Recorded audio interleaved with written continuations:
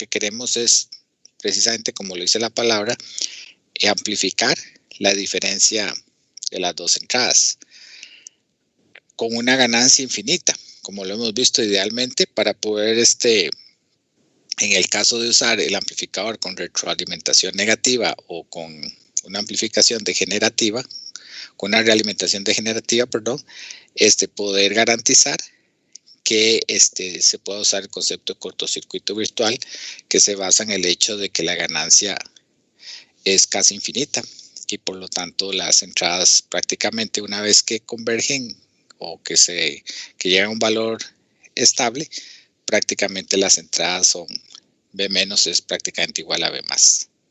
Eso es lo que tratamos de hacer cuando tenemos cortocircuito virtual.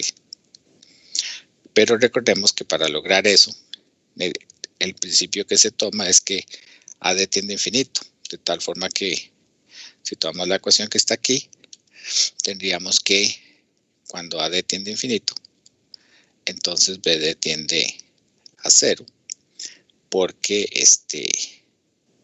BD es simplemente BO entre AD.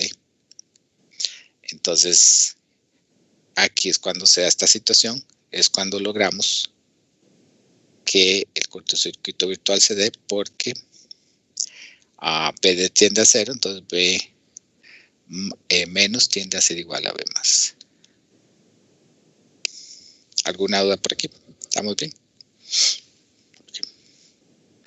Entonces vamos a ver ahora un circuito. Este circuito, tal vez algunos se acuerdan, fue uno de los primeros, lo vimos para el primer tema.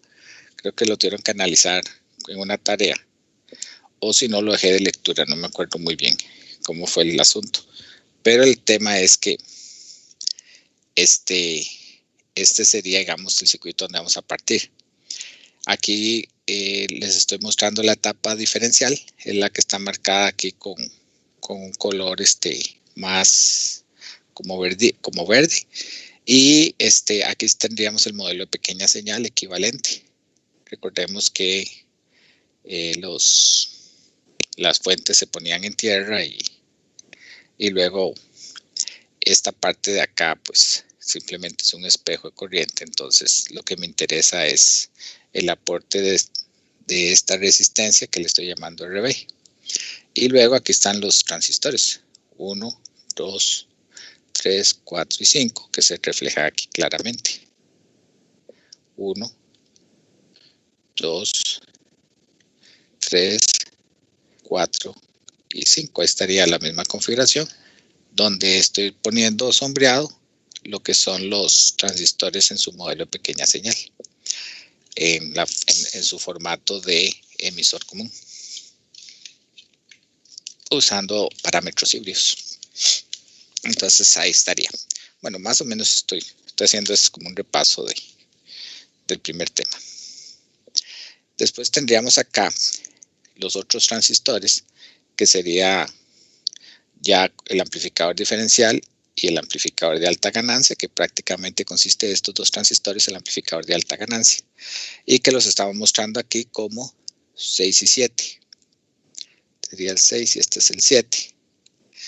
Estos vean que son transistores PNP, por lo tanto usamos el modelo correspondiente al transistor PNP.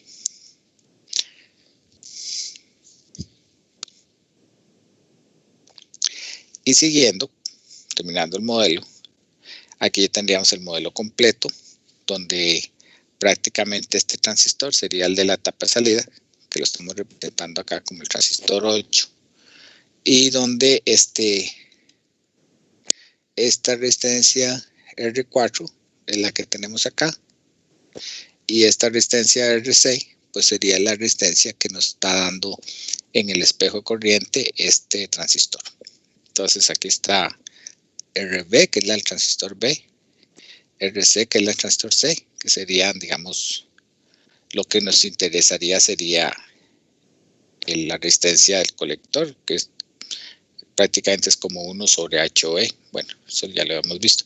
Y tendríamos el modelo completo de pequeña señal. Cuando ustedes hicieron el análisis de este circuito hace ya un tiempo, se encontraron que era la respuesta. donde la ganancia entonces diferencial sería esta, la ganancia diferencial, y esta sería pues la atenuación que nos da la ganancia de modo común. En el caso nuestro, vamos a despreciar la ganancia de modo común, que es muy pequeña comparada con la ganancia diferencial, tiene una buena razón de rechazo modo común, y vamos a trabajar entonces con este concepto. Vean ustedes que idealmente la amplificadora toma la ganancia diferencial, perdón, la señal de entrada diferencial y la aumenta pues un valor bastante grande, 4 megas prácticamente. Entonces es bastante grande la ganancia. Habría que sacarlo en decibelios, pero por lo menos es bastante grande, puede ser 300, no sé, algo así, decibelios. En todo caso, esa sería la ganancia que tendría idealmente el circuito. Después acá puse algunos, digamos, resultados que habíamos tenido cuando hicieron el ejercicio, la tarea, donde, por ejemplo, IV6, pues aquí está IV6, y se ve claramente que sería IC2 menos IC4, eso es IV6, aquí lo estoy representando, y que por el famoso espejo de corriente, IC4 es igual a IC3, que es igual a IC1, entonces lo represento aquí, que es prácticamente igual, y entonces tomándolos igual, o sea, haciendo esto prácticamente igual a 1, me quedaría que IC2 e IC1 serían iguales, pero digamos iguales a BD5K, en un caso positivo, en otro negativo. Entonces, cuando metemos estas dos operaciones acá y las sumamos con el signo que entonces hace que las sea una suma, me queda que el valor de IV6 sería aproximadamente esto. Entonces, lo que tenemos es que IV6 depende, sí, de BD, de las entradas, y me interesa este valor. ¿Listo? ¿Alguna duda? No se sientan incómodos. Este tema ya lo habíamos visto y solo estoy repasando, pero si tienen alguna duda, con toda confianza, nada más me la dicen. Profe, Sí. yo no comprendí bien al final cómo fue lo de IC2 igual a menos IC1. Nada más. IC2. No es igual a IC1. Ya, sí, aquí. No, realmente, si vos lo ves acá, como estoy hablando del voltaje diferencial, lo que estoy haciendo es que suponiendo que aquí entra menos B de medios y aquí entra B de medios. ¿Lo ves? Entonces ve que por simetría, si H y E son iguales y aquí entra B de medios y aquí entra menos B de medios y B de medios, entonces esta corriente que viene por acá debería ser igual a esta, ¿no? Si sacas una malla, ¿verdad? Cierto. ¿Está bien? Sí. Sí. Entonces una es la negativa a la otra. Este sería, bueno, ya cuando pasa por aquí ya sería IC2, ¿no? IC2, y cuando viene por aquí ya sería IC1. ¿Ves? Van en sentido contrario. Sí, cierto, gracias. ¿Está bien? Sí. Ok. ¿Alguna otra duda? Bueno, entonces tomando este detalle que está acá, me voy a concentrar en esta etapa, en la etapa salida, en la etapa, de amplificador de alta ganancia. Me voy a traer esto también. Entonces aquí está, aquí tenemos esa parte, porque ya sabemos que la etapa diferencial lo que me da es esta relación de IV6 en términos de los voltajes de entrada. Entonces ahí digamos que no tengo que preocuparme de hacer mucho detalle. Por favor, en serio, cualquier duda, pregunten, ¿no? Ya estamos en un nivel donde pueden preguntar lo que sea, porque estamos como en la etapa final del curso, entonces ya hay muchos conceptos que manejamos. Entonces vean, voy a hacer lo siguiente. Voy a reflejar esta resistencia aquí para quitar este transistor prácticamente, y voy a suponer, entonces voy a decir que mi salida, va a ser la dada por esta digamos, por esta salida que tiene en la base. Entonces voy a pasar este aquí. Recordemos que al reflejar el emisor en la base, multiplicaba por beta más 1. Entonces, como multiplico por beta más 1, vean que R4 vale 50K. Son valores que hemos tenido anteriormente. Si multiplico por beta, que creo que anda por 100, se anda por 100, entonces sería 5 megas. Entonces la reflexión me da una resistencia aquí. Voy a dejarlo acá. Aquí está H8. Sería esta que está aquí. Y quedaría esta en serie, esta resistencia. Y esta es de 5 megas. 5 megas. ¿Está claro por qué es de 5 megas? Porque cojo 50K y lo multiplico por beta, aproximadamente. Beta más 1. Y beta vale 100. Entonces, H8 creo que vale muy poquillo. 12K. Entonces, más o menos, digamos que esto da 5 megas.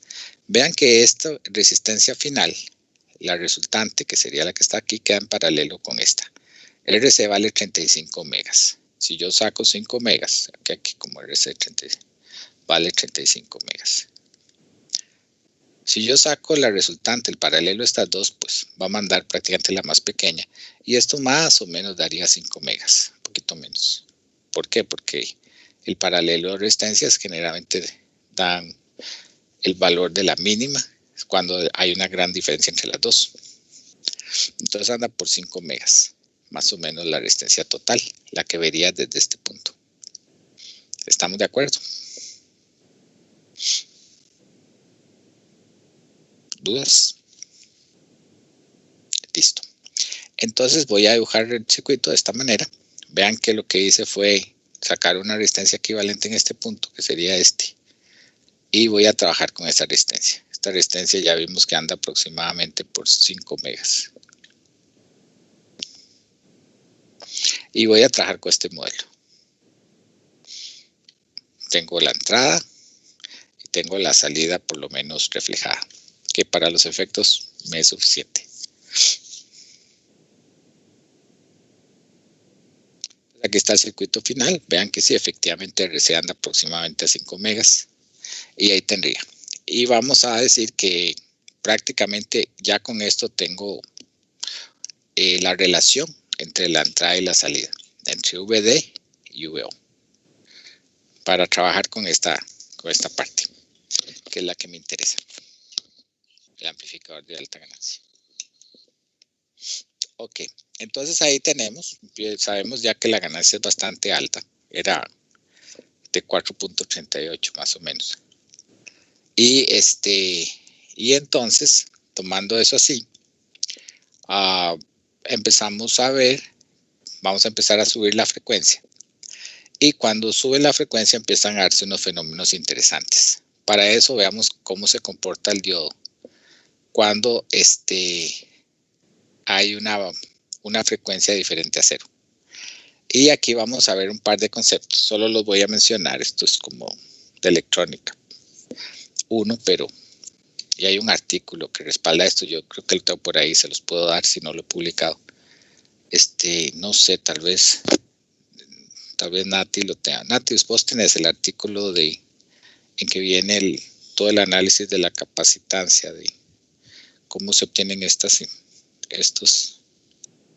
capacitores, estas capacitancias. Yo no me acuerdo si yo lo había compartido antes. Bueno, no, ok. Por ahí tal vez lo tenga cuando haga electrónica 1. Ok, el tema es este. El tema es que los diodos presentan una capacitancia. Cuando están polarizados en contra, la capacitancia se llama capacitancia de transición. O normalmente se refiere a que pasa de conducir a favor o en contra. Pero es cuando está polarizado en contra. Entonces, si yo tengo el diodo polarizado en contra, al final se puede deducir que esa capacitancia de transición, o debido a la zona de agotamiento, está dado por esta fórmula, donde C sub 0 sería la capacitancia cuando no ha aplicado ningún voltaje. O sea, simplemente por el hecho de haber hecho esta unión. Y que ustedes saben que cuando se une hay una recombinación acá. Y eso forma que en la zona de agotamiento se dé una ausencia de cargas.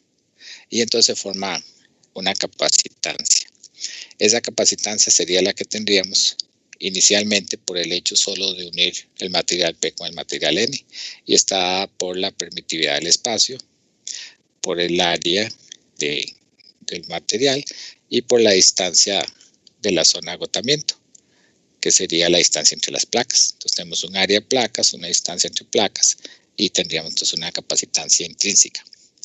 Pero esa capacitancia va variando conforme le aplicamos un voltaje inverso, que es VR. Y esto hace que esa capacitancia varíe en función de VR. De hecho, esto se aprovecha mucho para hacer lo que se llaman los varicaps, que son los capacitores que varían con el voltaje. Prácticamente se basa en este principio.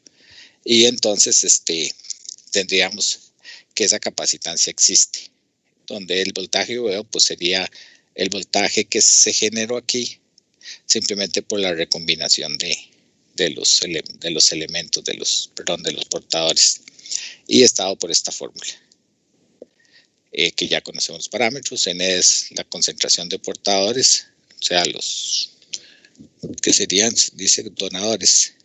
Si donadores serían los átomos pentavalentes con que contaminamos el material puro de silicio, la carga, la distancia otra vez, que ya la definimos, y etcétera. Entonces estaría por estos parámetros. Lo que quiero que se lleve la idea aquí es que por el hecho de estar un diodo polarizado en contra, ya presenta una capacitancia. También cuando se polariza a favor presenta otra capacitancia. Incluso esta capacitancia, que se conoce como la capacitancia de difusión, es mucho mayor a la de transición. Y esta capacitancia de difusión se da por el hecho de que hay una recombinación. O sea, está dado por la siguiente fórmula. Está dado por el hecho de que hay una corriente pasando por aquí. Hay un voltaje que ya lo sabíamos, es el famoso voltaje que es aproximadamente 25 milivoltios. Y tenemos un tau, que es el tiempo promedio, que es de recombinación cuando se generan pares electrón hueco. Entonces, esto que está acá produce una capacitancia que se conoce como la capacitancia de polarización a favor, que es un poco más grande que la capacitancia de transición. Entonces vean que al final del día tenemos dos capacitancias que se dan. Una en los diodos que conducen a favor y otra en los diodos que están polarizados en contra. Entonces, si volvemos a nuestro modelo de los transistores, podríamos al modelo de parámetros híbridos agregarle esas capacitancias. Tratando de recordar, vamos a recordar un poquito. Recordemos que el diodo que está entre la base y el emisor, cuando está conduciendo, cuando está bien polarizado el transistor, este diodo está conduciendo a favor. Mientras que el que está entre la base y el colector, este diodo está polarizado en contra. Entonces, como tenemos esos dos diodos, tenemos sus capacitancias asociadas. Entre la base y el emisor, que está polarizado a favor, tendríamos el capacitor que está entre la base y el emisor. Y entre la base y el colector, que está polarizado en contra, tendríamos el capacitor que está polarizado en contra. Esas capacitancias que están ahí existen, porque existen los diodos. Ahora, la pregunta es, ¿qué valores tienen? Vamos a ver. Primero que nada, recordemos, este de acá está polarizado en contra, por lo tanto, usaría esta fórmula, que es la del diodo polarizado en contra. Este de acá está polarizado a favor, por lo tanto, usaría esta fórmula, que es la capacitancia polarizada a favor. Y siempre recordando que la capacitancia de difusión es mucho mayor a la capacitancia de transición. Esta es la capacitancia de transición y esta es la de difusión. El modelo o las fórmulas se aplican tanto para un transistor NPN como para uno PNP. Son el mismo modelo. los mismos valores, se calcula de la misma manera. Ahora, ¿por qué cuando nosotros estudiamos el modelo de parámetros híbridos no consideramos esas capacitancias? Eso es lo que vamos a ver. Realmente existen esas capacitancias, pero vamos a ver que solamente empiezan a tener sentido cuando estoy trabajando con frecuencias relativamente altas. ¿Por qué? Porque recuerden que en DC, por ejemplo, los capacitores se comportan como un abierto. Entonces, si estuvieran comprados un abierto en DC, esto sería como si no existieran, porque es un abierto. Quiere decir que, recordemos que el valor de la impedancia viene dada por 1 sobre J omega C.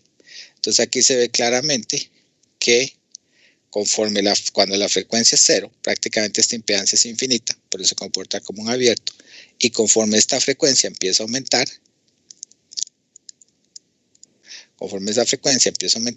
la impedancia empieza a disminuir y empieza a comportarse más como un corto. Entonces quiere decir que conforme la frecuencia aumente, esas capacitancias empiezan a darse o a tener influencia. Por ejemplo, empiezan a producir el paralelo de estas dos resistencias, empieza a tener sentido. Pero ya para eso tiene que haber bajado esa impedancia bastante. ¿Estamos bien por aquí?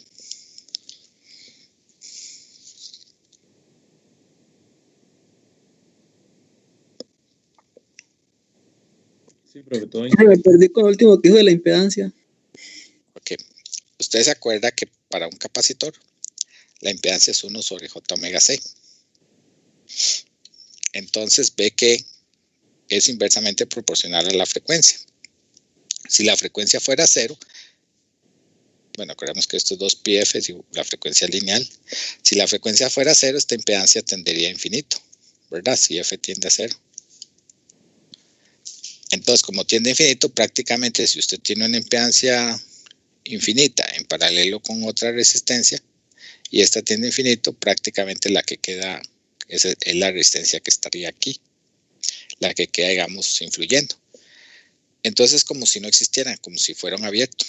Eso es lo que se comportarían los capacitores cuando la frecuencia es muy baja. Ahora, si esta frecuencia empieza a aumentar, esta impedancia empieza a disminuir, empieza a comportarse más como un corto y empieza ya a ponerme en corto estos dos puntos, lo cual es terrible, porque entonces me hace un corto entre B y C, prácticamente me anula el transistor. Y de aquí a aquí, me haría un corto que haría que la caída en esta resistencia prácticamente no fuera poco influyente. Y recordemos que es la corriente que está acá es la que me produce la ganancia. Entonces, desde todo punto de vista, estas capacitancias empezarían a darme problemas en el modelo ideal del transistor. No sé si que te quedó más claro. Sí, profe, perfecto. No, está bien. Gracias. De aquí, del hecho de que estas capacitancias nos empiezan a dar este tipo de problemas, o sea, que se empiezan a comportar de una manera indeseable o nos empiezan a poner problemas que no queremos en el transistor, de aquí es que Andrés nos decía que se llaman parásitos, y efectivamente tenía razón, se llaman capacitancias parásitas, porque, un segundo,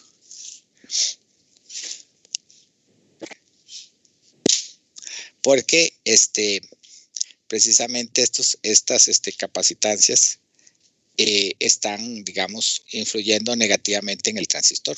Entonces, por eso se llaman capacitancias parásitas. Y de ahí es que Kevin pegó el nombre. Listo. Sigamos. Pues una pregunta, ¿esto está relacionado con el teorema de Miller? Vamos para allá. Bueno. Yo creo que hoy no nos salvamos de ver el teorema de Miller. Muy probablemente no. Vamos a acercarnos. Es que es una forma de resolverlo. Aquí vean, aquí lo que estoy haciendo es, vamos a ver qué fue lo que hice. Es tomar este circuito otra vez y representarlo acá ya con las capacitancias, cómo se vería. No sé, déjame ver aquí. ¿Qué fue lo que hice más? Bueno, ya sí, no, este es el modelo, pero ahora tenemos que agarrar el circuito original, que es este, y le voy a poner las dos capacitancias. Una viene aquí, ¿verdad? La que está polarizada en contra, que es la que está entre la base y el colector, y aquí iría la otra, que es la que está entre la base y el emisor. Entonces ahí estarían las dos representadas. Entonces eso fue lo que hice aquí al final. Después de toda esta explicación, llegué aquí. Y aquí están las dos. La que está entre la base del emisor y la base y la base del colector. Recordemos siempre que este es a favor. Esta es una capacitancia a favor, es mucho más grande. Esta es la capacitancia de transición, perdón, de difusión. Y esta es de transición, esta es en contra. Cuando yo no conocí. Entonces, aquí tendríamos ya el modelo con las capacitancias. Sería, digamos, el modelo real del circuito. Este sí sería el modelo de parámetros híbridos, pero ya con todos los parámetros. Entonces aquí, bueno, voy a agarrar este dibujo y lo voy a acomodar un poquito. Aquí lo acomodé. Y efectivamente, vean que es prácticamente igual. Lo que hice fue tomar este punto, que sería este mismo. Y esta capacitancia está tierra. Aquí la puse tierra. Esta resistencia también está tierra. Aquí la puse tierra. Esta otra capacitancia estaría pegando con esta fuente que está a tierra. Aquí está la fuente a tierra. Y con esta resistencia que está a tierra. Y aquí está mi famosa salida VO. Entonces vean que prácticamente es el mismo circuito, pero lo acomodé un poquitico más bonito. ¿Estamos de acuerdo? Okay. Entonces vamos a hacerle caso a nuestro compañero y vamos a ver el teorema de Miller. El teorema de Miller es un teorema que se usa para simplificar el análisis de este tipo de configuración, que es la configuración de un circuito que ya considera las capacitancias parásitas. El teorema de Miller es realmente muy sencillo, lo vamos a ver. Dice así, y sirve para cualquier otra cosa. Lo que dice el teorema de Miller es que si usted tiene un elemento, cualquiera que sea, puede ser un capacitor, una resistencia, lo que sea, y conoce el voltaje, los voltajes que se están aplicando a esos elementos, usted podría partir ese circuito en dos de esta manera. ¿Por qué? Veámoslo así. Si yo veo este circuito desde acá, ¿qué es lo que estoy viendo? Estoy viendo que le estoy aplicando un voltaje V1, que tengo un elemento, y luego tengo acá una caída V2. Entonces yo lo podría decir que al final, esta caída V2 lo puedo representar como una fuente de voltaje. Y entonces vean que aquí veo lo mismo. Veo V1, el elemento, y la caída V2. Pero si lo veo por este otro lado, es lo mismo. O sea, tengo V2, luego tengo el elemento, y luego tengo una caída V1. Eso es lo que dice el teorema de Miller, que una red la puedo dividir en dos redes, utilizando ese principio, que desde el punto de vista de la entrada y de las dos entradas que están aquí, tendría el mismo significado, digámoslo así. Sin embargo, es muy práctico. ¿Se entiende el teorema de Miller? Es algo así como si yo me paro de V1, lo que vería sería esta malla. Y si me paro desde V2, lo que vería sería esta malla. Si ustedes hacen una malla por cualquier lado, daría exactamente el mismo resultado, visto desde V1 o V2. ¿Alguna duda en el teorema de Miller? Ese es el teorema de Miller.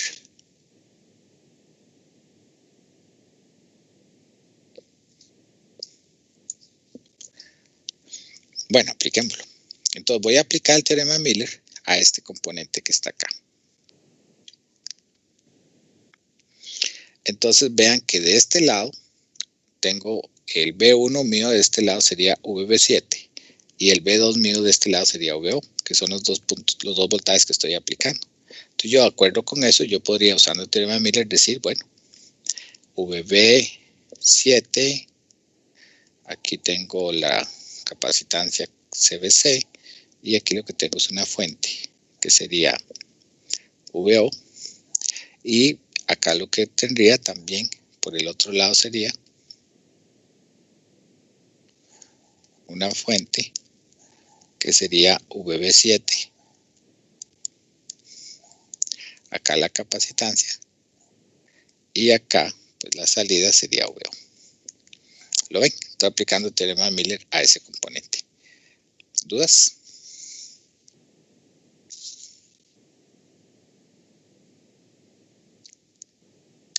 Genial. Entonces, al hacer eso, puedo partir esta malla, esta red en dos. Vean, lo hice. Lo voy a volver a hacer.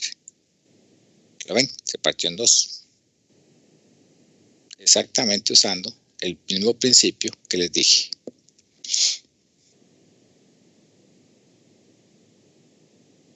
Volver atrás. Esto que está acá sería esto que está aquí. ¿Lo ven? Estoy dando el mismo principio. Entonces puedo partir el circuito en dos redes para analizarlo por partes. También lo pude haber analizado sin hacer eso. O sea, no es que esto solo es un truco o una metodología. Sin embargo, lo que yo he visto es que en los textos, típicamente cuando se habla de este tema, se acostumbra a hacerlo con el teorema de Miller. Que se puede usar siempre, que no se puede usar, sí, se podría hacer sin usarlo, no pasa nada, pero la costumbre es usarlo. Alguien lo puso y vieron que queda muy bonito, entonces se usa siempre. ¿Dudas? Listo. Entonces, dejando el teorema de Miller, voy a analizar la red en dos partes. Voy a analizar primero esta red, la red 2, y después voy a analizar esta red que sería, digamos, la red 1. Entonces, analizando la red 2, vamos a ver que conforme aumenta la frecuencia, va a pasar que esta parte de acá va a tener mayor efecto que esta. En este sentido, nos vamos a encontrar, bueno, aquí lo que hice mis amigos fue simplemente una transformación de fuentes. Vean que la transformé. Vuelvo a hacerlo otra vez. Tengo una fuente de voltaje componente, digamos, impedancia, y aquí tengo la transformación. Entonces igual lo estoy haciendo acá. Esto es una fuente y aquí la estoy transformando.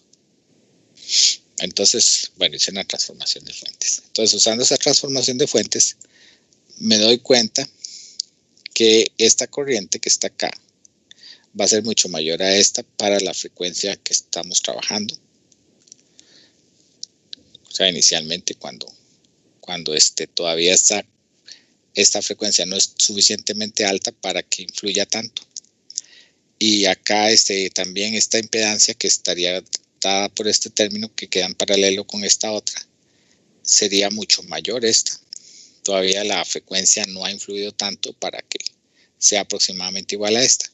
Y entonces tendría que, como RC es mucho menor a esto y como esta fuente es mucho mayor a esta, yo este circuito acá lo podría reducir a esto, a los dos componentes que no dependen de la frecuencia. ¿Por qué? Porque voy a suponer que todavía estas frecuencias no son tan altas como para llegar a ser este paralelo importante, o digamos Z prácticamente valores parecidos a RC que lo puedan digamos cambiar el valor de la resistencia total en paralelo. Sin embargo, de este lado no pasa lo mismo. De este lado, para ciertas frecuencias ya sí puedo tener influencia, aunque todavía aquí no. Bueno, habría que hacer los cálculos numéricos, sí. O sea, del lado derecho está asumiendo que la frecuencia es baja. Vamos a ver, la frecuencia la voy a ir aumentando, es lo que quería decir. Voy aumentando la frecuencia. Digamos, empezó de 0, ¿no? La voy aumentando. Cuando llego a cierto punto, voy a darme cuenta que en la malla 1, en la red 1 sí voy a tener influencias, pero que en la red 2, por los parámetros que tengo acá, me voy a dar cuenta de que todavía necesitaría aumentar más la frecuencia para que aquí tenga influencia. primero va a afectarme la red 1, la frecuencia, y después la red 2. Eso es lo que quiero decir. Ok. ¿Está más claro? Sí. Entonces, es como una superposición para hacer el modelo más fácil de analizar. Entonces, como solamente por la frecuencia aumentando de 0, cuando llega a cierto valor, me va a afectar esta parte, esta malla, voy a considerar nada más esta parte de la malla, y esta de acá, pues voy a suponer que todavía estos elementos no me están afectando, porque todavía no han llegado, todavía se cumplen estas relaciones que pongo acá. Entonces voy a simplificarlo de esta manera. Vean que la malla 1 sí quedó en términos de las capacitancias parásitas, pero la malla 2 no, todavía no ha sido influida. Todavía esa parte no ha, digamos, la frecuencia no es suficientemente alta para que tenga una injerencia el impacto de las capacitancias parásitas en esta otra red. Eso es lo que estoy tratando de decirles. Eso habría que mostrarlo ya con valores, pero según se explica en los textos, típicamente es así. Entonces, creo que lo vamos a demostrar ahora con valores. Entonces, tomando eso como cierto, aquí prácticamente, o se ve claramente, que si yo veo, pues veo que sería esta corriente por esta resistencia. Entonces, tengo que veo es igual a ¿qué? Es igual a RC' multiplicado por 50 IV7. Ahí tendría el valor de veo.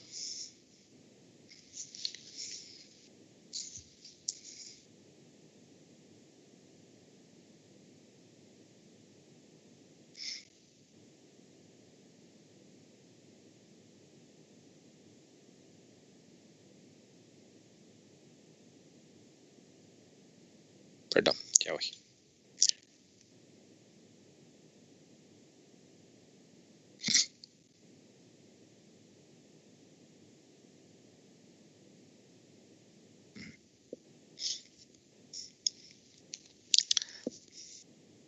Bueno, aquí lo puse, aquí abajo.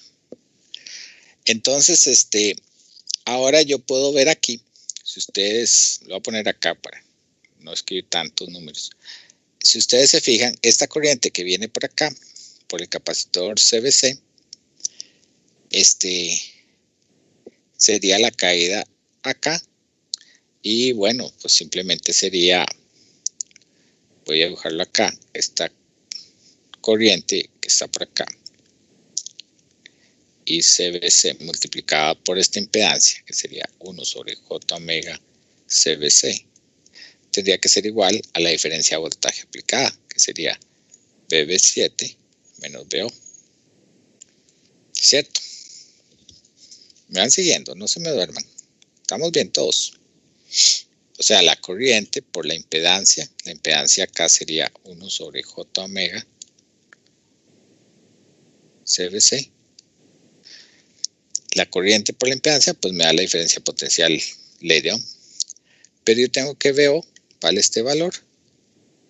Entonces, cuando despejo ICV6, me daría esto que está aquí arriba. Entonces, aquí tengo el valor de IV6 en términos de IV7 y de BB7.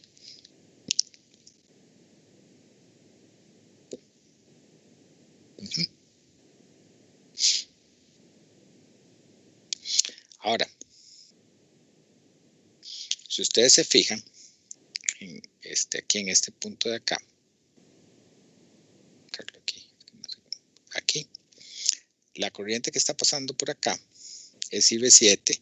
Entonces, de aquí yo podría concluir que el voltaje BB7 es igual a la corriente que pasa por ahí, IV7, multiplicada por la resistencia H7, negativo porque la corriente va en dirección contraria al voltaje, ¿verdad?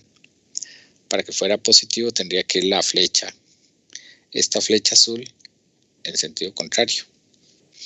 ¿Todos estamos claros con eso? Sí. Ok. Entonces voy a hacer lo siguiente.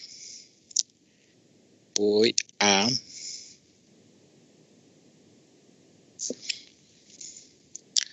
coger esto que está acá y voy a decir entonces que IV7 es igual a menos BB7 entre H7.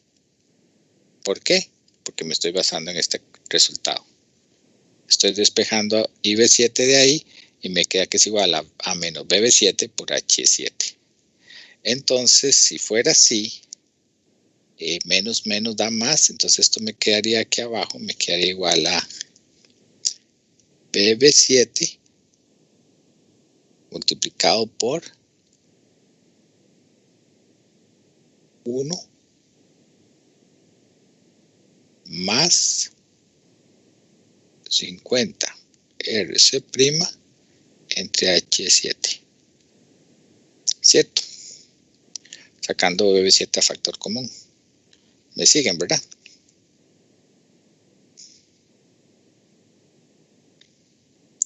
Sí. 50 RC' entre H7, sí.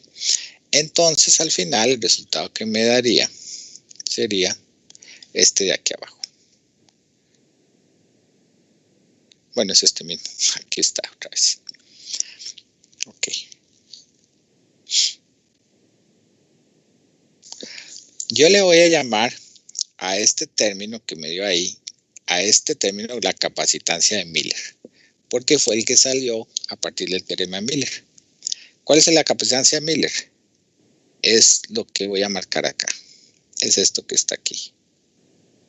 No sé si lo ven, ahí se ve mejor arriba, pero es lo mismo, ¿lo ven?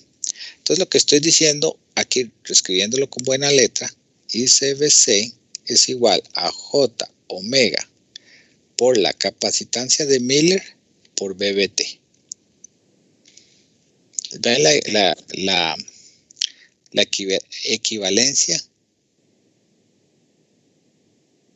entre este término que estoy haciendo acá y este, entre este y este? ¿Lo ven? Sí. Si está muy borroso, lo vuelvo a hacer. No tengo otros problemas en acomodarlo. Es más, voy a acomodarlo otra vez porque ahí está borroso. Y así, los que se durmieron este pedacito se pueden despertar. Volverlo a levantar aquí. Ahí está. Se ve la pantalla todavía. En blanco, la presentación. Sí. Okay. Entonces dijimos que BO está dado por esto. De acuerdo a esta malla acá. Estoy repasando. Dijimos que la corriente IBC, pues por la ley de Ohm, estaría dada por esto. Sería la diferencia del voltaje aplicado multiplicado por la resistencia, o dividido entre la resistencia, perdón, y que al final me daba esto. Pero cuando hice este análisis de que IB7 lo puedo calcular en términos de H7 por medio de este término y lo sustituí esto aquí, entonces me dio al final esto. Lo que está en el paréntesis multiplicado por CBC, o sea, esta parte de acá, es la que estoy llamando la capacitancia de Miller. Entonces acá tengo que, transcribiendo esto, tengo que ICBC, perdón, es igual a J omega, la capacitancia de Miller multiplicada por BB7. Ahí está, era lo que quería llegar.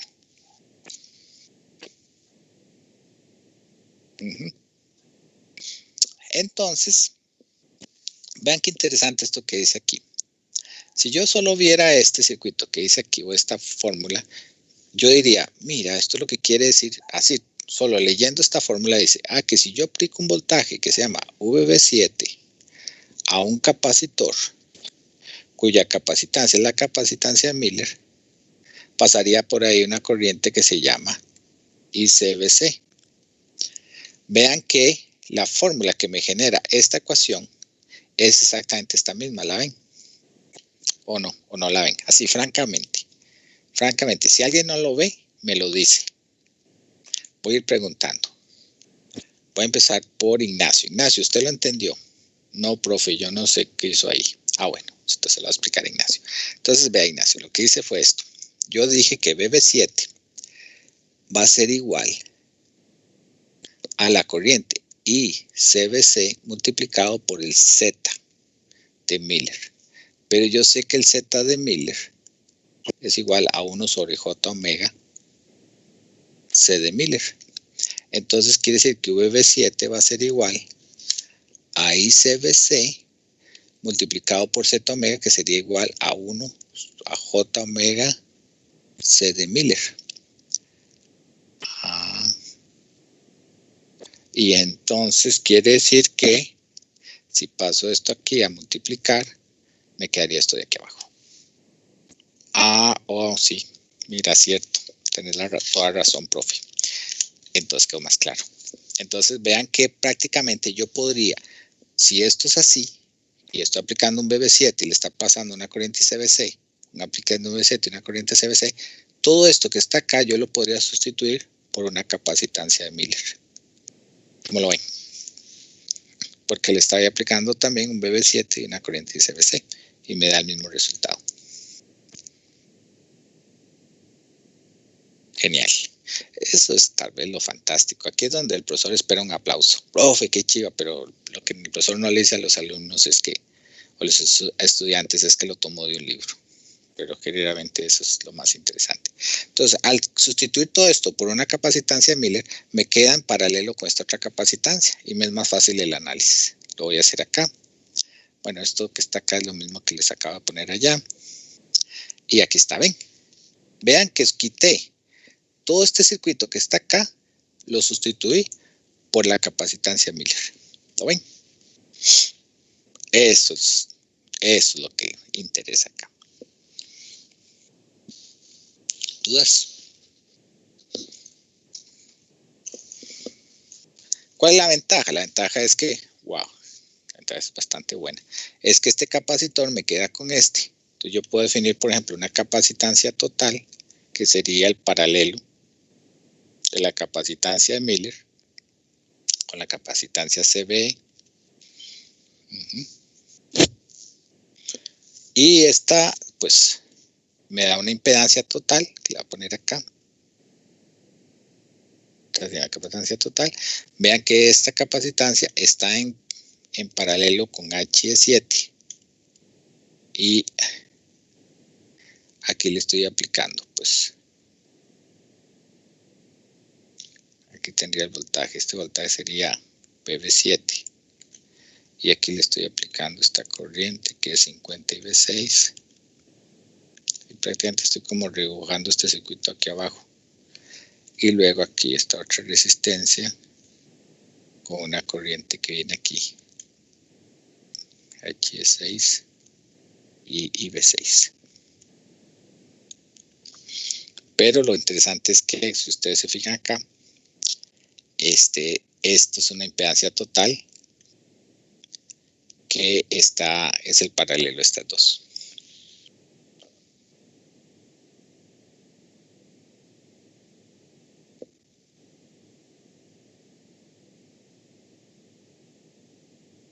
¿Dudas? Todo bien, profe. Ok. Vean, si yo sumo esta corriente con esta, aquí me daría prácticamente 50 IV6. Tengo un error, ¿verdad? ¿Cuánto me daría exactamente?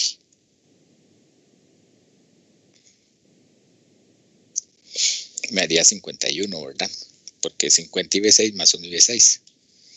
Pero voy a trabajar con 50 para trabajar con números redondeados.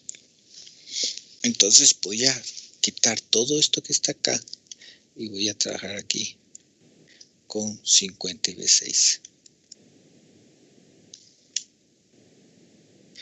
Yo sé que IV6 está dado por esto.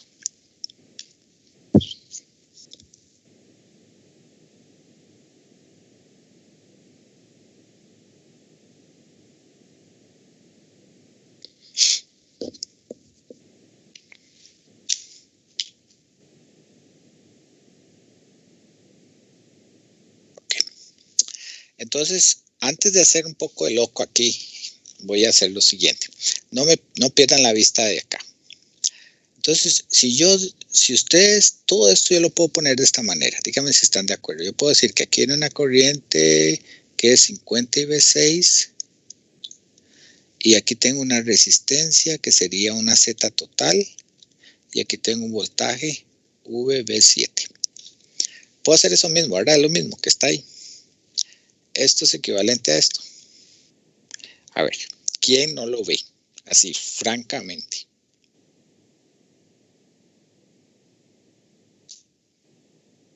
Todos lo vemos, ¿verdad? Digo yo porque nadie dijo que no lo veía. Entonces, si fuera así, yo podría decir que VB7 es igual a 50 IV6 por ZT, ¿verdad? Negativo. ¿Cierto?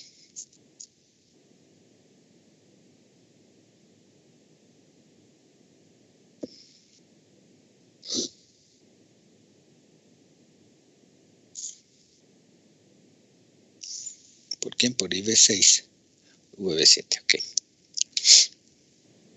Ahora, habíamos dicho de aquí que yo puedo decir que VB7 es igual a menos IV7 por H7.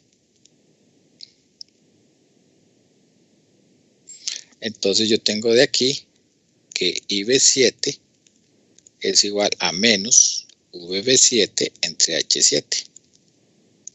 Despejando IV7 de aquí. ¿Para qué quiero despejar IV7 de aquí? Porque este IV7 que está acá lo voy a sustituir. No, ¿para qué lo quiero sustituir? Más bien aquí tengo. Ese lo voy a dejar acá, perdón. El que voy a sustituir es VB7. Este IV7 que está acá lo voy a sustituir por este. Entonces me va a quedar que este IV7 que está aquí, IV7 que está acá, va a ser igual a menos entre H7, VB7. Pero V7 es esto que está acá. Entonces sería menos, voy a meter V7 que está aquí, en esta ecuación sería menos 50 IV6 por ZT. Menos por menos da más y me queda entonces que IV7 es igual a 50 ZT entre H7 por IV6.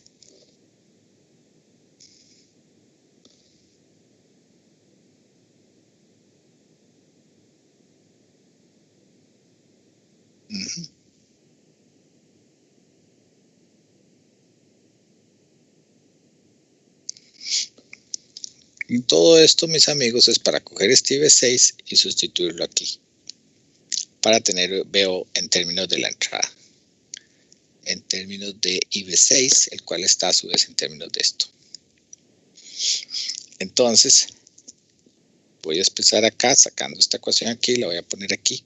Me quedaría que VO es igual a RC' por 50 por IV7, que sería lo que está aquí. Este IV7 sería este. Entonces sería por 50 por ZT entre H y E7 por IV6.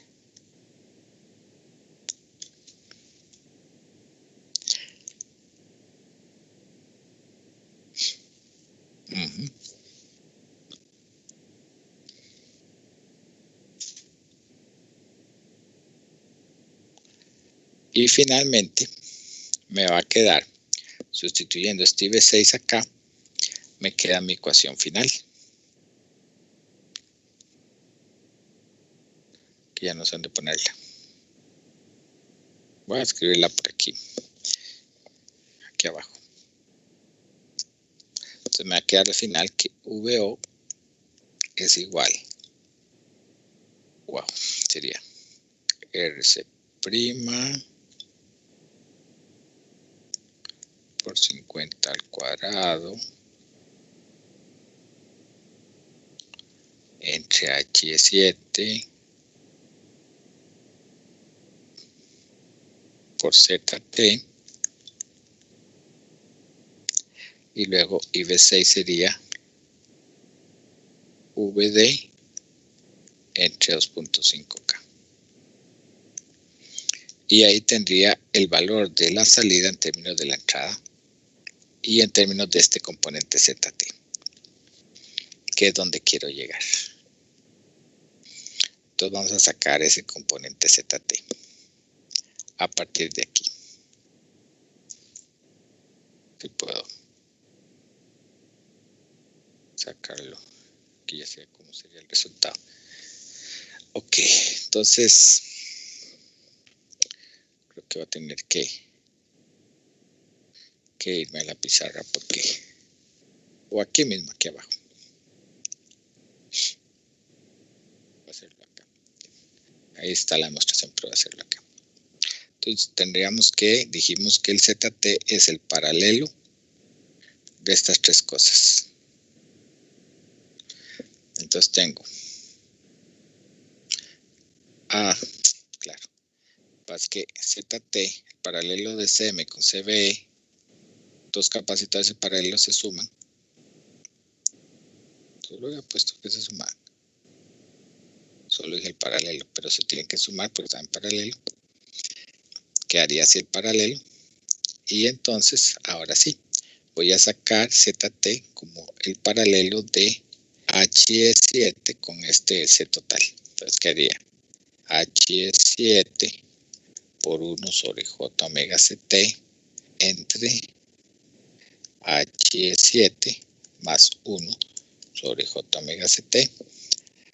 Entonces, acomodando esto, me quedaría que ZT es igual a H7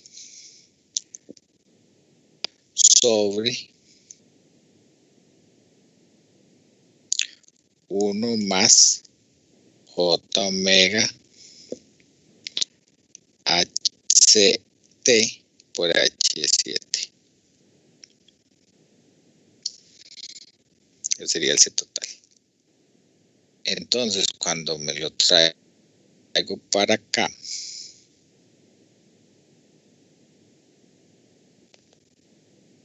ahora voy a recordar quién era VO. Voy a traerme este VO de aquí abajo.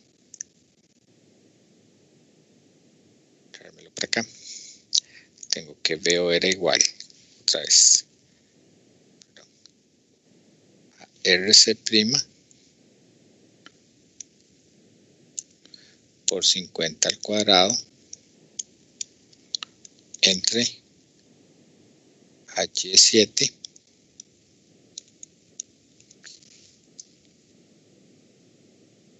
por ZT,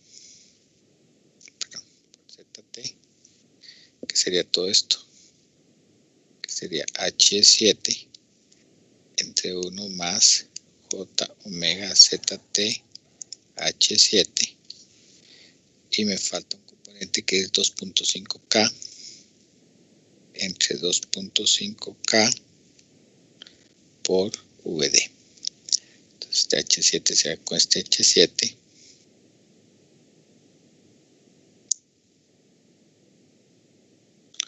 Creo que RC vale, digamos que vale 5 megas. 5 megas. Si agarro 5 megas.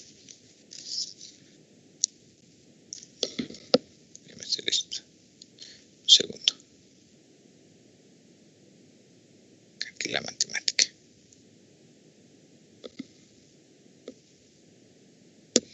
Vean que si yo multiplico 50 por 50, me da 2.5K. Entonces el término se da con este. Entonces vean que al final el valor que queda, este fue con este, con este, este con este, este con este, lo único que me queda es RC, que vale 4.38. Entonces al final lo que me quedaría VO es esos 4.38 megas entre esto que está acá, que es 1 más J omega C total, que es la suma de los dos capacitores, multiplicado por H7. Y esto que está aquí, mis amigos, es esto mismo. Bueno, por VD. Está VD. Y eso es esto. ¿Ven? Entonces esa sería mi salida. Mi salida real cuando considero la capacitancia Miller. Entonces esta sería mi función final. ¿Cómo la ven? Una gran sudada para llegar aquí. ¿Qué ven ustedes aquí especial? Aquí se ve en esta ecuación, en esta fórmula se ve el efecto que tiene la capacitancias parásitas en la respuesta en frecuencia. ¿Por qué? Porque inicialmente habíamos dicho, cuando no contemplábamos esas capacitancias parásitas, habíamos dicho que VO era igual a 4.38 megas por VD.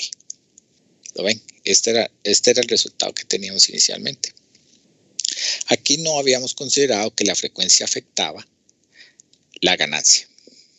Pero vean que ahora lo estoy dividiendo entre algo, entre este factor que está acá. Este factor es el que va a determinar la ganancia. ¿Cómo? Vamos a verlo. Vamos a ver qué pasa. Bueno, CVE y CM son valores constantes, pero vean que aquí tengo el elemento frecuencia.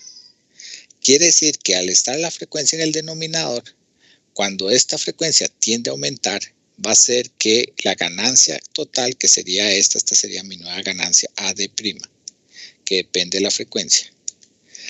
Esta ganancia total va a empezar a disminuir. ¿Por qué? Porque la frecuencia está en el denominador.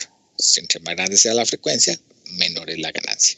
Entonces aquí tenemos el primer problema. El primer problema es que la ganancia en presencia de la frecuencia, conforme la frecuencia aumenta, empieza a disminuir. ¿Cuál es el problema? Que la ganancia disminuya.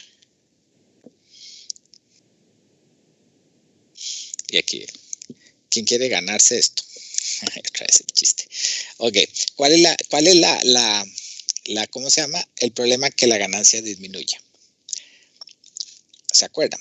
Habíamos supuesto que para efectos del cortocircuito virtual, la ganancia tenía que tender a infinito.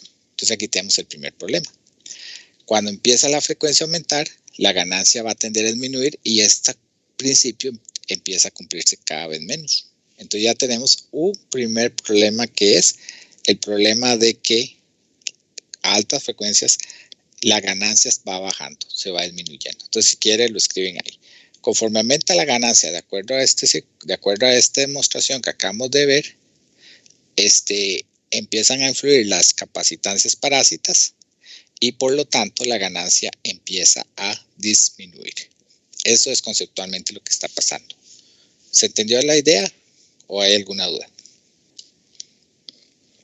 ¿Puedo repetir? Con muchísimo gusto. La fórmula sí la entendiste. Sí. Sí, la fórmula indica que conforme la frecuencia aumenta, recordemos que W es igual a 2πf. Conforme la frecuencia aumenta, la fórmula lo que está indicando es que la ganancia del circuito va a empezar a disminuir, porque está en el denominador. Si la ganancia empieza a disminuir, entonces el principio del que habíamos dicho, el cortocircuito virtual, que lo habíamos dicho cuando AD tiende a infinito, cada vez va a ser menos cierto, porque cada vez AD se va a alejar más de ser más grande y va a ser cada vez más pequeño, precisamente por este problema. Entonces quiere decir que a altas frecuencias la ganancia ya no es tan, digamos,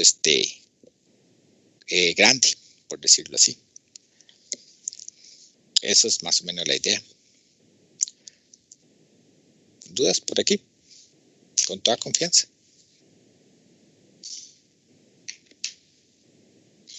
Ok. ¿Sí quedó claro? Sí.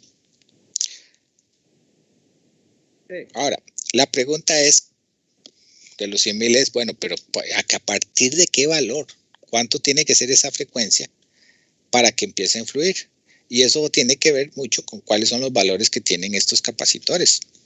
Porque si son muy pequeños, entonces la frecuencia tiene que ser muy, muy grande para que este producto de algo muy pequeño con algo muy grande tenga un valor que realmente tenga influencia en el denominador. Porque si CVI y CM son muy pequeños y la frecuencia es pequeña, pues simplemente eso va a ser mucho menor a 1 y prácticamente no va a influir. Entonces la pregunta es, ¿a partir de qué valor empiezo yo a tener problemas con ¿cómo se llama? Con esa ganancia. Hasta dónde puedo considerarla que es constante, como lo hemos hecho siempre, y a partir de qué valor disminuye. ¿Estamos de acuerdo? ¿Dudas? Genial. Entonces vamos a ver eso, a partir de qué valor. Pero déjenme limpiar la pizarra. Pizarra virtual. Aquí siempre me pasa que eventualmente se desconecta. Entonces necesito que me retroalimenten. Se ve bien la pantalla, no se desconectó. Sí, pero sí se ve. Ok. Entonces la pregunta que decía es, ¿a partir de qué valores empieza a disminuir? Entonces, para hacer eso hay que irse un poquito a los valores propios de las capacitancias. Recordemos que CB, que sería esta que está acá, dependía cuando el diodo polarizaba a favor y dependía de estos parámetros. Del tiempo de recombinación, de pares electrón huecos, de la corriente que está pasando por corriente directa, ¿verdad? Que está pasando en ese momento por el diodo, en este caso sería por el diodo formado entre la base y el emisor, y VT, que es un parámetro constante. Entonces vamos a ver un valor típico. Aquí en esta tabla les muestro un valor típico. Un valor típico de I de L son 20 microamperios. Eso, digamos, era el valor que teníamos cuando sacaron los puntos de operación de C. Ese fue el valor que les dio. Y un valor típico de recombinación es de 1 nanosegundo. Podría ser menos si se usa un transistor con diodos especiales como los diodos Schottky, pero típicamente es de 1 nanosegundo, es un valor típico.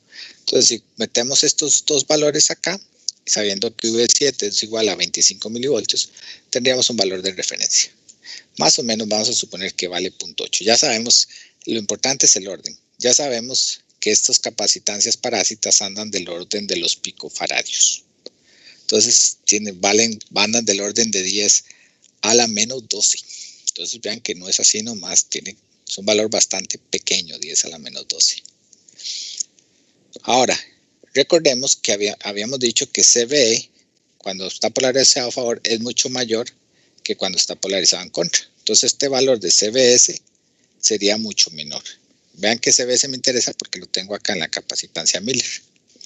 Entonces, ¿cuál es el valor de CBS? Bueno, habría que hacer el cálculo con unos parámetros que les había dado, pero no los voy a hacer porque no es un curso de física de estado sólido, sino que simplemente voy a proponer que es 100 veces más pequeño. Entonces voy a proponer que es este valor, lo cual anda bastante bien porque dos órdenes por encima, que este sea 100 veces más grande que el otro, es un valor aceptable. Esto es para efectos de entrarle al problema. Entonces, suponiendo que estos son los valores y sustituyéndolos aquí en la fórmula, aquí tenemos valores. Al final, esta ecuación que está acá, ya sacando estos valores, me quedaría así. Este sería el valor final. Quiere decir que más o menos, esto es un valor angular, ¿verdad? Quiere decir que más o menos cuando la frecuencia ande por 555 kiloradianes por segundo, ya empezaría a afectar la frecuencia en la ganancia. Vamos a ver, saquemos esto. Sí, son 555 kiloradianes por segundo. Esto sería 2πf es igual a W. Entonces voy a dividir eso entre 2pi para ver cuánto es. Entonces voy a hacer aquí la calculadora. Entonces tendría que 555 mil entre 2pi.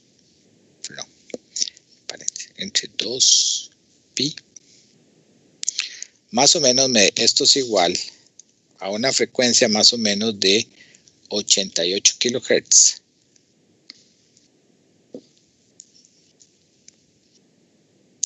Vean que más o menos a una frecuencia de 88 kilohertz empieza a influir esta ganancia, empieza a verse afectada. ¿Lo ven? Ya tenemos un parámetro de referencia. O sea, 88 kilohertz ya Ya si paso de esta frecuencia, ya prácticamente esto que está acá empieza a influir en la ganancia. La ganancia deja tener mi valor constante. ¿Está claro esta parte? Sí. Entonces quiere decir que sí. Y bueno, y si sigue aumentando, pues por supuesto, si aumenta más de 88, cada vez la parte imaginaria va a tener más fuerza. Si es mucho mayor a 1, va a tener más fuerza que la parte real, y por supuesto la ganancia puede llegar hasta ser muy, muy pequeña. Muy, muy, muy pequeña. Puede llegar a ser hasta una ganancia de 1. Imagínate, pasar de que, suponemos, de que A D tiende a infinito a que D sea igual a 1, ya aquí pensar en cortocircuito virtual está como muy difícil, ¿verdad? Ya. O sea, no se podría, porque no podríamos suponer que esa ganancia tiene infinito. Entonces vean que la frecuencia es un elemento importante. ¿Dudas?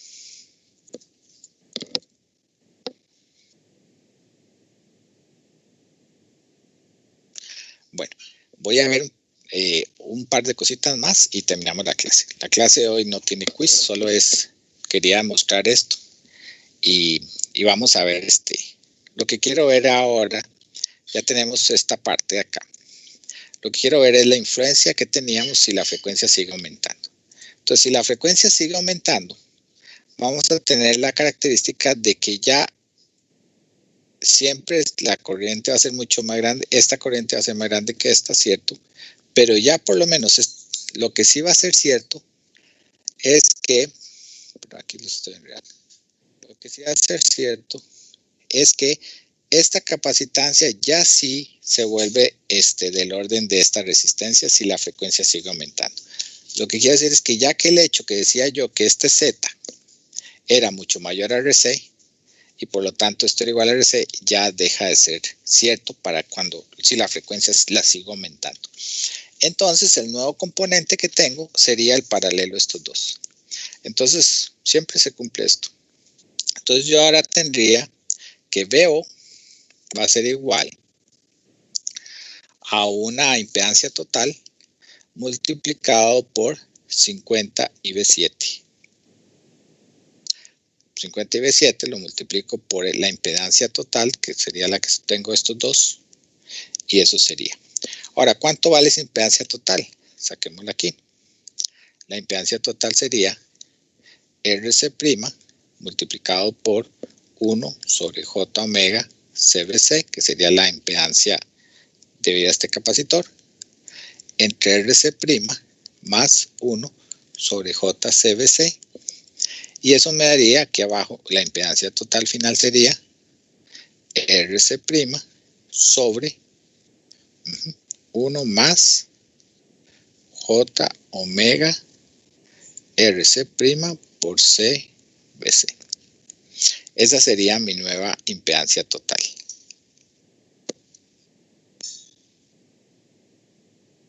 Bueno, aquí ya podría seguir trabajando lo demás que hemos hecho siempre, sustituir el IV7 por este IV7 para sacar BBO en términos de IC, pero digamos, al final llegaríamos otra vez a lo mismo.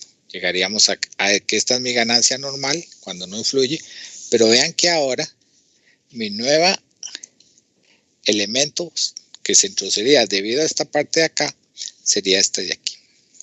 ¿Lo ven? O sea, tengo otro elemento que también va a perjudicarme después de cierta frecuencia en el resultado final de la ganancia nueva.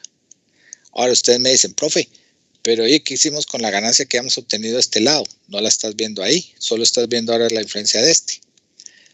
Bueno, al final sí tengo que considerar las dos y lo tendría que hacer, pero aquí sustituir valores. Sabiendo que CVC tiene este valor y que RC tiene este valor, sustituir ya el valor final.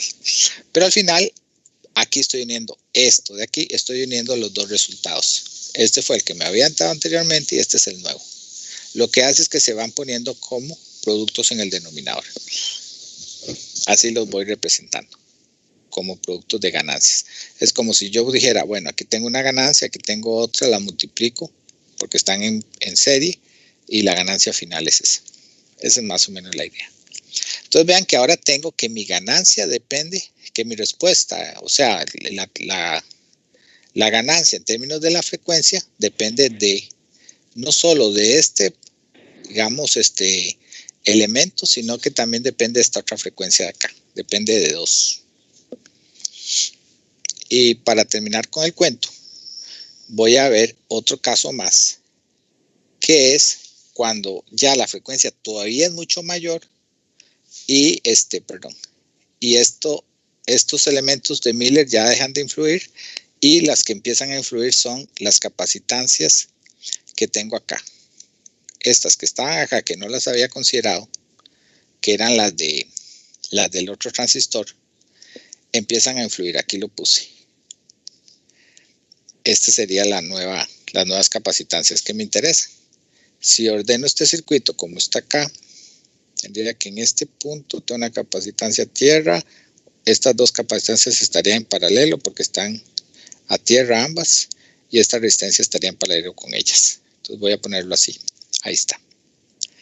Entonces, como sabemos que esta capacitancia CB es mucho mayor a esta, voy a ver la influencia de esta, que es la que me interesa, porque las voy a sumar las dos, están en paralelo. Voy a hacer que la capacitancia total va a ser CBE6 más CBC6. Pero hemos dicho que esta es como 100 veces más grande que esta. Entonces voy a tomar esta como única. Es lo que estoy haciendo acá.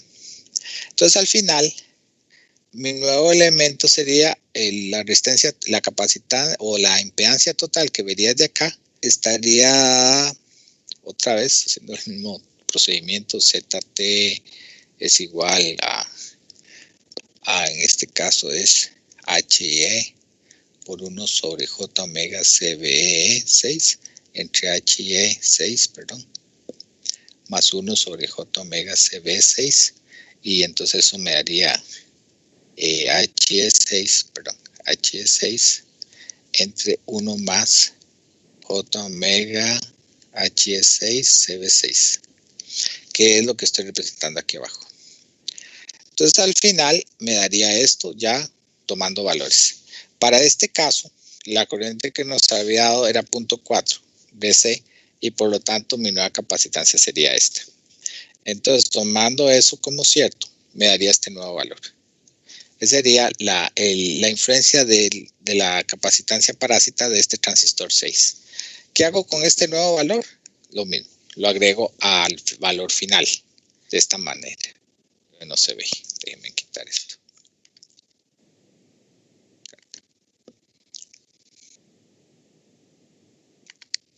Ahí está. Ahí sí se ve. Entonces vean que ahora mi nueva ganancia sería todo esto que voy a poner acá. Todo esto de acá es el valor de la ganancia AD en términos de JW. O sea, en términos de todas las frecuencias.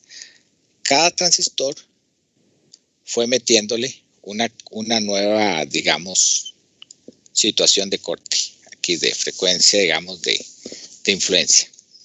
Y esta sería realmente la ganancia ya final del circuito. ¿Qué les parece? ¿Dudas? Todo bien, profe. Ok. Voy a quitar aquí esto otra vez y voy a pasar acá. Es que no se ve. Otra vez. Entonces aquí está. La que estoy poniendo aquí abajo, continuación, ya sería la misma ganancia, pero en términos no de la frecuencia angular, sino de la frecuencia lineal. O sea, en términos de F en kilohertz o en hertz. Entonces esto de acá se llama la respuesta en frecuencia del circuito. Cómo la ganancia se ve afectada por la frecuencia. Sería la respuesta en frecuencia. Y aquí, digamos, podríamos con esto analizar cómo afecta en una aplicación la frecuencia. Cómo afecta. Para entenderlo un poco más, ¿se acuerdan? Bueno, quería irme a otro lado. Este señor que tengo acá es se llama Henrik Alfred Bode. Este señor fue el que desarrolló para la Segunda Guerra Mundial unos diagramas que se llaman los diagramas de Bode. Los diagramas de Bode lo que tratan de hacer es graficar de alguna forma esta respuesta en frecuencia. Y eso es lo que veríamos en la siguiente clase, cómo se grafican o cómo se pueden representar para efectos de análisis la respuesta en frecuencia de un circuito. Lo que quería mostrarles es que, bueno, que esto va a determinar la aplicación. No quería, voy a ver un segundo. A ver dónde quiero ir.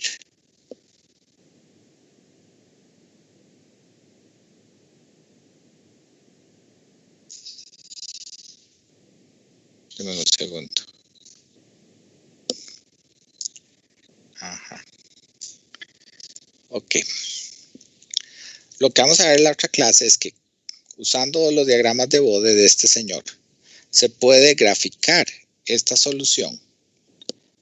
Aquí está, digamos, el documento en que nos vamos a basar para la próxima clase. Pero se puede graficar esta solución. Después vamos a ver cómo se grafica. Para entender. Pero lo que quería llegar es para entender cómo responde el amplificador. Pero a lo que quería llegar era que nosotros habíamos visto que el amplificador, ¿se acuerdan? Por medio del slew rate, habíamos visto que no todos respondían bien. Eso está bien y funciona. Pero ahora lo que vamos a ver es cómo este amplificador, dependiendo de la variación de la frecuencia de la señal, que también responde a la ganancia. O sea, que con tanto se afecta la ganancia de este amigo. De tal manera que si esta frecuencia fuera muy grande, la ganancia va a disminuir y tal vez, como les decía, el concepto de cortocircuito virtual ya no va a ser tan cierto y ya este circuito no se va a comportar tan cercano a como yo lo supuse cuando hice el análisis del amplificador, por ejemplo, que sea basado en el cortocircuito virtual. Entonces vamos a analizar, como les digo, estos diagramas de Bode. Vamos a en la próxima clase a entender por dónde salen y cómo se hacen, que va a ser la base que nos va a ayudar a investigar cómo se analiza un circuito de respuesta en frecuencia. Esa sería, digamos, la duda. Tal vez no vamos a analizar más circuitos internamente, por lo menos no a ese nivel que lo hicimos ahora, sino que lo que me da el fabricante es de una vez o esta fórmula, la cual casi nunca la da. Lo que típicamente me da el fabricante va a ser el diagrama de Bode, el que vamos a ver en la otra clase. Es un dato que da el fabricante. El fabricante ya hizo el análisis por dentro, entonces dice, mire, este es el diagrama de Bode, juéguesela con eso para que vea a ver si el circuito le sirve o no. Entonces vamos a aprender a analizar a partir de diagramas de frecuencia si un circuito nos sirve o no para una aplicación dada. ¿Dudas? Verás que yo perdí conexión justo cuando empezó con lo de los otros capacitores que aparecían en el denominador. ¿Puede regresarse un toque rápido? Como para enterarme de qué pasó. Me dice a dónde. Así nos sirve de repaso rápido. Donde empezaron a aparecer en el denominador los otros dos capacitores. Bueno, vos llegaste aquí hasta este. Digamos que obtuviste este. ¿Parece? Y obtuviste que es. Ajá, que con estos valores me daba entonces este resultado. Sí. Correcto.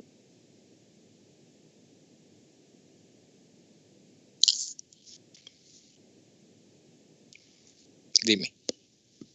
Sí, fue por ahí. Ok, sí, digamos, aquí lo que hice fue sacar la capacitancia Miller, de acuerdo al concepto, luego saqué el paralelo de estos tres, que me dio entonces al final esta fórmula, ¿verdad? Sustituí con estos valores que está acá, de acuerdo a esta corriente, que es la que venía en el diseño original del circuito, que ustedes habían analizado anteriormente, y supuse que el tiempo de recombinación era 1 nanosegundos, me dio esto, supuse que este era como 100 veces más grande, y con estos dos valores, pues obtuve la fórmula, pasé de aquí a aquí. Lo que hice después fue analizar la influencia que la había antes, seguí subiendo la frecuencia, y dije, bueno, voy a ver cuál es la influencia en este nuevo circuito. Aquí lo hice.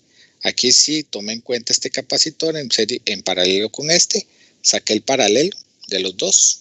Siempre vamos a tener que el paralelo, digamos, de una resistencia con un capacitor sería esto, ¿verdad? Y eso daría siempre igual R1 más J omega RC. Entonces fue lo que hice.